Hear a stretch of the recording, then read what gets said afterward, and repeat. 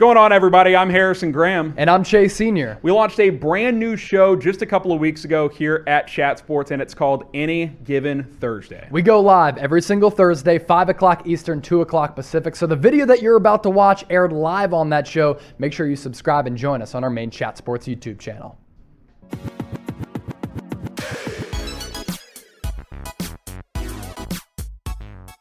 You're watching Any Given Thursday by Chat Sports. I'm Chase Sr. He is Harrison Graham. We recently launched a brand new New York Knicks channel. So if you want the best Knicks coverage on YouTube, youtube.com/KnicksTV. NBA training camp right around the corner. So with that, we're doing some NBA training camp previews here at Chat Sports. And it's time to talk some New York Knicks basketball. What an incredible leap they made as an entire organization, from ownership to the front office to the roster and coaching last year. Can they make yet another jump and be better than the 4th seed in the East last year? My guy Harrison Graham is here to break down the top 3 storylines for the Knicks going into training camp. Yeah, I think these are 3 things to keep an eye on. And number 1, RJ Barrett. And he really broke out last year, but I'm talking like an all-star level breakout. Can this guy be a top 25 type of player in the NBA? Really shot the ball well a year ago. I think he can tighten up his dribble a little bit, continue to improve as a defender as well. But if you can look up 12 months from now and be like, RJ Barrett is a legit number 2 or 3 on a championship contending team,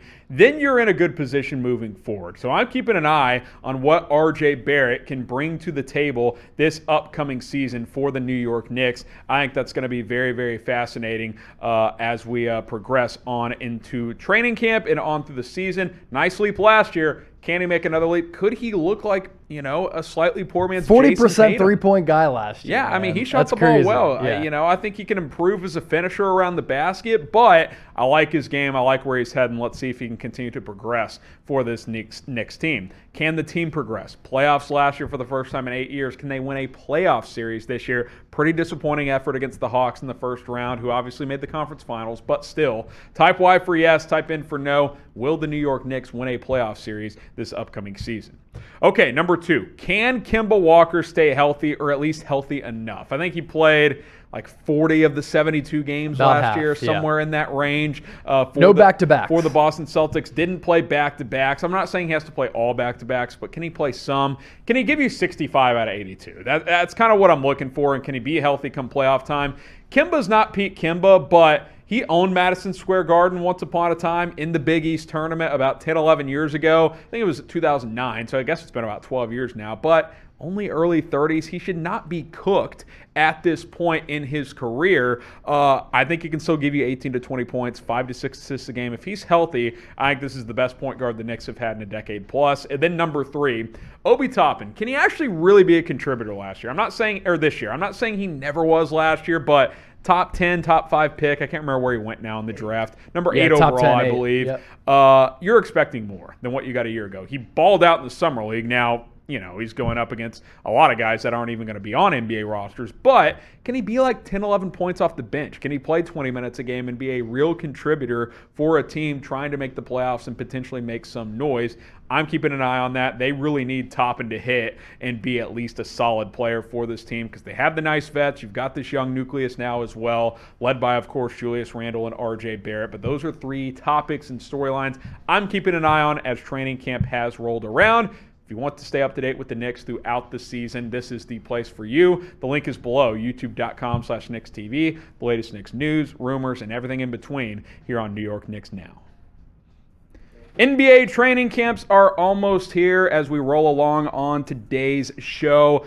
Chase, basketball is almost back as training camps start next week. So much of the focus right now across America, really across the world, is on the National Football League as we go into week 3. But NBA training camp tips off next week. NBA preseason is only a couple weeks away, and then the NBA regular season starts in mid-October. We're going back to the normal NBA schedule following this COVID-shortened season and how the coronavirus kind of threw everything out of whack as far as the schedule. But here's some key dates for you that are coming up. Next week on the 27th, that's NBA Media Day for all teams across the association. On the 28th, that's when NBA training camps begin, so practices do begin to be in session. On the 3rd, the NBA preseason is starting, and then on the 19th, NBA regular season gets underway. Yeah, and you look at that calendar, you're like, holy smokes, didn't the finals just end like a week ago? It feels That's that what way. it feels like. But we've had a draft, we've had a free agency period, and it's a lot of fun, man. I can't wait to get basketball back.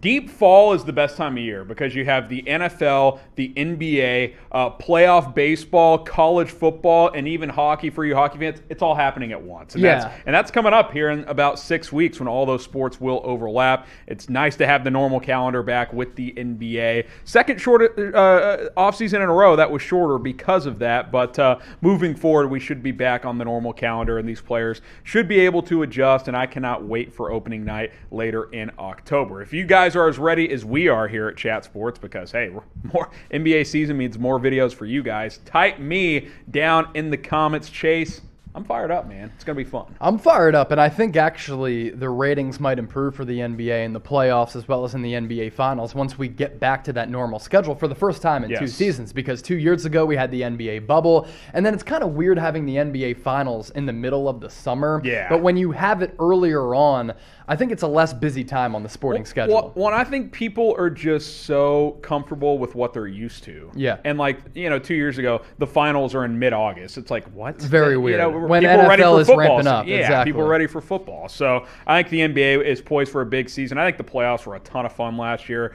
brings momentum into this year, should be an absolutely fantastic time. So if you're as fired up as we are, go ahead and type your me. We'll go ahead and talk about odds, MVP, playoff odds as well as we get closer and closer to the season. What do you make of Luka Doncic being the favorite to win MVP this year? I think the odds makers see what you and I see and what a lot of other people see. I see Luka Doncic this year taking another step, and I honestly think that because of the roster construction in Dallas, he's going to have an opportunity to really carry the offensive load more so than in previous seasons, and he's already had a massive usage rate, but I do see his points per game increasing up to maybe 33 points per game, so I think that's realistic that Luka's going to be able to win his first MVP award, which will really add to his legacy throughout his career. I mean, you compare his first 3 seasons with the first 3 seasons of LeBron James, they have been nearly identical all across the board. And I think Steph Curry, coming off that historic second half of the season last year in which he was just straight up on fire,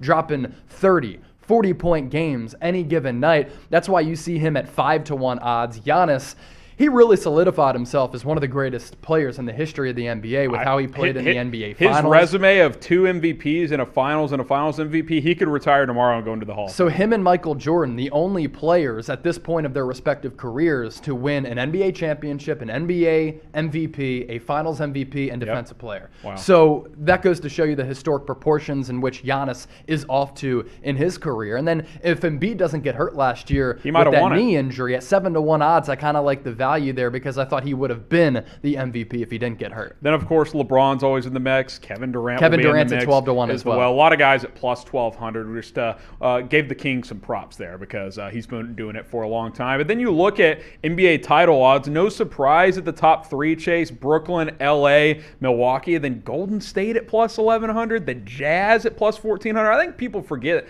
the Jazz were the best regular season team last year. Yeah. And if Mike Conley doesn't get banged up in the playoffs, same with Donovan Mitchell, who's dealing with an ankle issue. Maybe that team wins it all last year. I thought you made a good point earlier when you said the NBA playoffs last year were really entertaining. They were jam-packed with action. They really were. And I think what's great going into this year, both the Eastern Conference and the Western Conference are so deep, and I think there's going to be so much parity across the league. Yeah. I know that the Nets and Lakers are obvious title favorites, but if they don't win the title next year, I'm not going to be surprised at all. And what you also saw in the playoffs last year is the emergence of some young superstars who are next up behind the LeBrons as well as the Stephs across the league. Booker. So going into this year, there is so much momentum, and I love it. I absolutely cannot wait for the season. It's going to be a lot of fun. Who do you guys think will win it all this upcoming year in the 2021-2022 NBA season? Who's going to be the champs? Get your votes in right now down in the comments section. And while you're at it, subscribe to us here at Chat Sports. You're watching Any Given Thursday. We go live every single Thursday, 5 o'clock Eastern,